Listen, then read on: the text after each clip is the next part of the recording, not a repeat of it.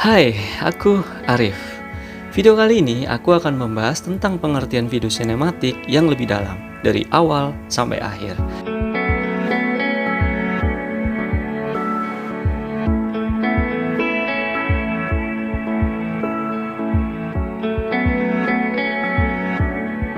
Tapi sebelum aku melangkah ke tutorial atau ke pembahasan video sinematik, aku akan memperkenalkan diri aku sendiri.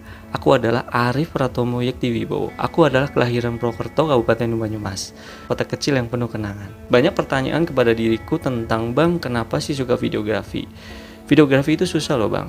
Nah, aku akan menjawab kenapa aku menyukai videografi. Videografi itu adalah sesuatu seni, atau lebih tepatnya seni video. Kenapa aku menyukai videografi? Karena videografi itu adalah tantangan yang sangat terbesar dalam hidupku. Karena apa? Pada saat kita shoot, kita banyak berinteraksi kepada orang-orang di sekitarnya. Misalkan contoh lagi di pasar, lagi di alam, lagi di tempat event, lagi di mana aja. Dan kita bisa banyak berinteraksi kepada orang-orang tersebut dengan mengarahkan orang-orang di sekitar kita. Makanya kenapa aku menyukai videografi, karena aku suka berinteraksi kepada orang-orang. Oke, video kali ini aku akan membahas tentang pengertian video sinematik. Video sinematik menurut aku adalah video yang ada alur ceritanya dari awal sampai akhir, terstruktur dan terkonsep. Kenapa video sinematik itu susah? Karena video sinematik itu adalah video yang terkonsep dan terstruktur.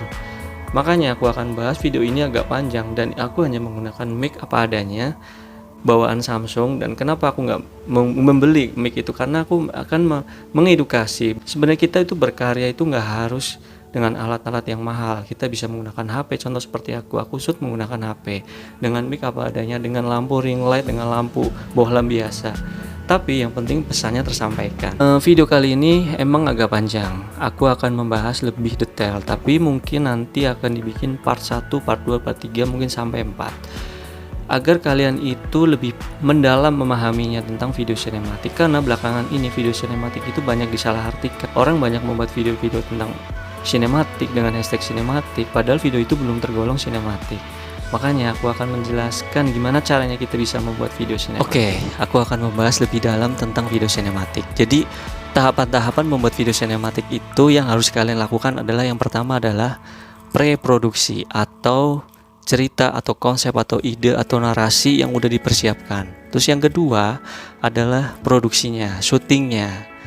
Harus menggunakan latar tempatnya di mana, lampunya seperti apa, lokasinya seperti apa, jamnya jam berapa. Terus lalu kalau udah selesai barulah proses editing. Oke, aku agak sedikit kesusahan dalam untuk mentutorialkan, tapi nggak masalah ya, aku hanya menggunakan yang gini-gini aja nih. Yang penting pesannya tersampaikan ya. Oke, tujuan kita sekarang membuat video yang mempunyai emosi dan rasa yang nyata dengan teknik tertentu. Contoh yang tadi aku jelaskan, preproduksi, produksi, dan editing. Untuk mempermudah semua tujuan kita tersampaikan, kita harus memakai 3 tahapan yang tadi aku jelaskan itu ya. Jadi di tahapan ini yang harus kalian lakukan adalah jalan cerita, script video, dan storyboard. Jangan pernah meremehkan tahapan ini karena narasi, storytelling, storyboard itu sangat penting dalam pembuatan video sinematik. Nanti akan aku jelaskan lebih dalam tentang pengertian storytelling, storyboard, dan ide cerita. Sebenarnya kalau ide cerita itu udah sering aku share di reels aku atau di TikTok atau di grup Bisa Videografi. Kalian bisa mengikuti cerita yang pernah aku share itu. Kalian bisa membuat dan memodifikasi dengan jalan cerita, narasi, skrip videonya. Tapi nanti aku akan menjelaskan tentang gimana cara kita membuat skrip dan gimana cara kita membuat storyboard. Tanpa adanya konsep dalam sebuah video kalian, video sinematik kalian, semua itu nggak akan bisa. Karena banyak orang membuat videografi itu hanya estetik, hanya memperlihatkan keindahannya, bukan sinematiknya, bukan jalan ceritanya. Jadi gini, sinematik itu adalah bukan genre video. Sinematik itu adalah penggabungan adalah berdasarkan dari kata sinematografi. Sinematik itu adalah film, karya yang dibuat film, karya yang direkayasa, bukan jenis genre sebuah videografi. Paham ya sampai sini ya? Jadi pertama yang lakukan adalah sebelum kalian membuat sinematik adalah membuat jalan cerita yang efektif. Harus ada tujuan. Jadi video itu harus mempergunakan atau membuat video yang sudah punya tujuan. Misalkan kita tujuannya tentang pasar contoh, berarti kita harus memperlihatkan pasar itu tentang keindahan atau tentang kekumuhan atau tentang humannya atau orang-orangnya, gitu, contoh seperti itu. membuat jalan cerita yang efektif, yang simple, yang mudah dimengerti orang-orang. Contoh seperti video-video aku yang sebelum-sebelumnya yang tentang berburu footage part 3 itu kan aku ada narasinya. Aku berarti menceritakan tentang perjalananku berburu footage yang dilakukan aku sendiri menggunakan kamera HP ya. Aku nggak pernah menggunakan kamera ya. Jadi membuat cerita yang premis itu hampir mirip dengan ide utama yang mau kita bahas di premis, dapat mempermudah saat kita sedang membuat cerita.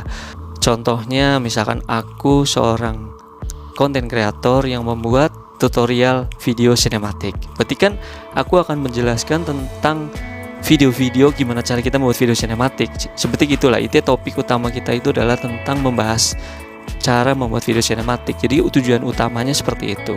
Terus mengembangkan premis atau mengembangkan ceritanya. Misalkan gini, kembangkan menjadi sebuah paragraf. Buat kalian yang suka mengarang atau enggak memodifikasi seperti aku, yang prinsip gue adalah ATM, aku kan suka memodifikasi cerita. Sebenarnya ceritanya udah ada, tapi aku memodifikasi dengan bahasa yang berbeda, dengan nama-nama aktornya yang berbeda-beda, atau dengan latar belakang suasana yang berbeda. Contohnya seperti itu ya. Jadi misalkan aku menggambarkan seorang aku sendiri yang berburu footage dengan judul berburu footage, aku bisa mengembangkan dengan kosakata yang menceritakan tentang kata-kata contoh seperti ini. Hai, aku Arif, berburu footage part 3 atau enggak part 5. Kalian bisa mengembangkan cerita seperti itu. Misalkan sebuah kalimat yang membuat kita tuh membangkitkan semangat untuk berkarya, membuat misalkan contoh percaya proses, bisa karena terbiasa.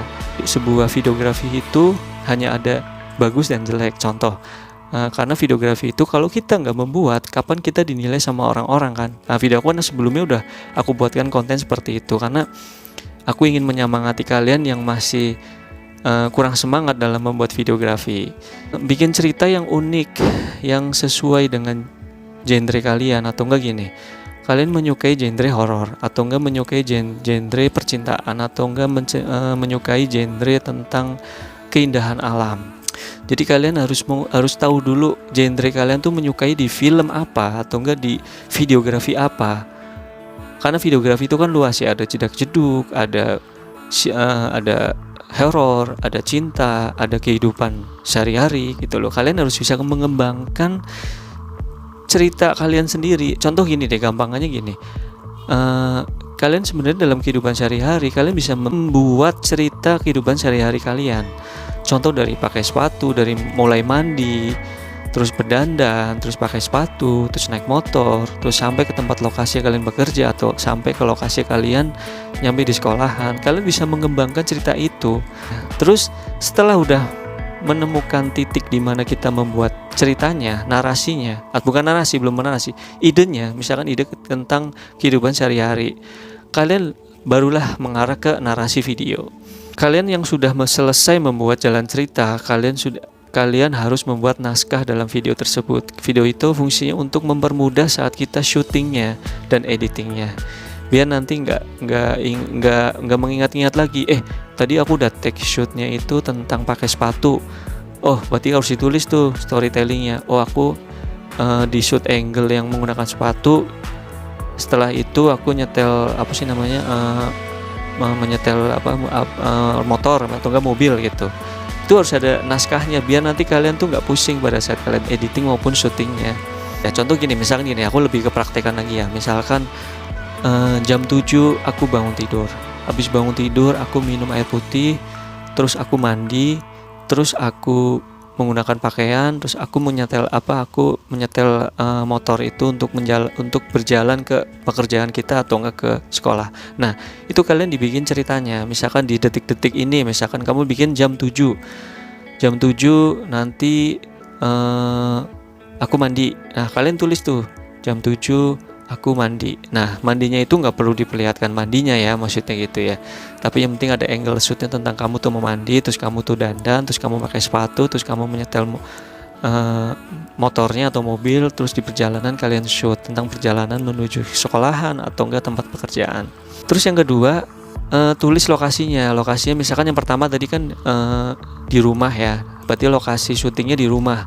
Nah selanjutnya kalian lokasi syutingnya di motor, atau enggak dipakai sepatunya tadi itu. Setelah habis itu terus menggunakan motor, habis itu lokasi syutingnya di tempat kerjaan kalian, atau enggak di tempat sekolah kalian. Biar terstruktur, biar terkonsep, biar video kalian itu alur ceritanya itu jelas. Kenapa aku bilang video sinematik itu adalah video yang dari awal sampai akhir itu mempunyai pesan dan terkonsep. Setelah membuat naskah yang udah aku tadi ceritakan itu, video storytelling itu, kalian yang pertama lakukan adalah tulis lokasinya, tadi udah jelas ya. Terus yang kedua adalah buat sedikit penjelasan skinnya, misalkan seperti yang tadi aku buat gitu, misalkan menjelaskan tentang memakai sepatunya, memakai dasi, memakai bajunya, menyetel, nyalain mobilnya, bukannya menyalakan mobilnya, menyalakan motornya, terus menceritakan tentang perjalanan dari rumah ke tempat sekolahan atau ke tempat pekerjaan. Terus di situ dibikin dialog. Nah, kenapa ini dialog penting? Tapi sebenarnya video sinematik itu nggak harus ada dialognya sebenarnya nggak harus ada dialog. Kenapa sih nggak harus ada dialog? Karena ya yang penting pesannya tersampaikan. Nah, tapi alangkah baiknya kalau kalian itu membuat dialog. Contoh, kalian bisa mengucap kata-kata, misalkan kalian ada ibu, ada bapak, "Pak, aku mau sekolah dulu ya," atau enggak, "Bu, aku mau sekolah," atau enggak ke istri kita, atau enggak ke istri ya, jangan pacar kan masih sekolah udah punya pacar di rumah kan nggak mungkin. "Mah, atau Bu, aku mau sekolah dulu ya."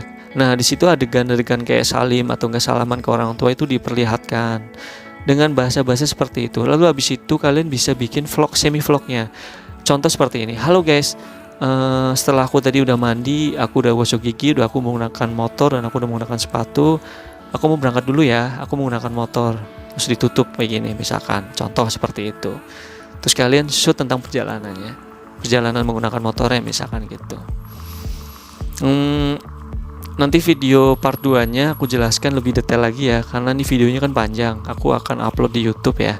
Nanti part 2-nya tungguin aja ya, nanti aku akan menjelaskan lebih detail gimana caranya kita membuat naskah dalam video sinematik. Bye.